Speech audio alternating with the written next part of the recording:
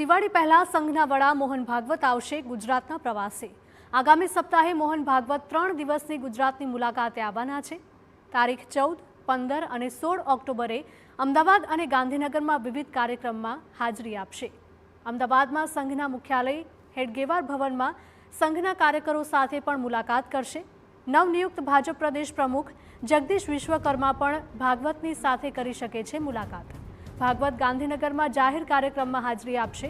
16મી ઓક્ટોબરે અમદાવાદથી મુંબઈ જવા રવાના થશે ભાગવત।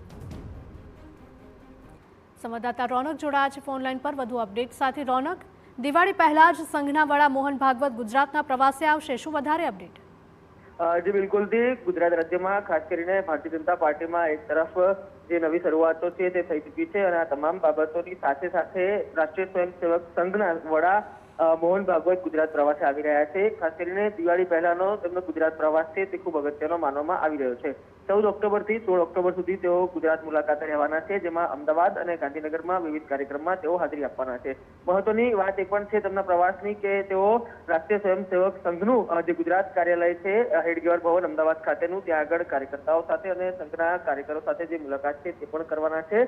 નવનિયુક્ત ભારતીય જનતા પાર્ટી પ્રદેશ અધ્યક્ષ જગદીશ વિશ્વકર્મા સાથે પણ તેઓની મુલાકાત છે તે થાય તે પ્રકારની એક શક્યતાઓ છે તે જોવામાં આવી રહી છે।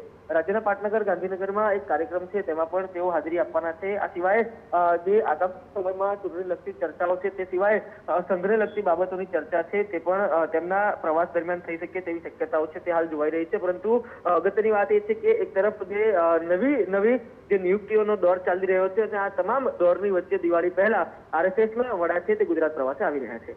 બિલકુલ રોનક, માહિતી બદલ આપનો આભાર।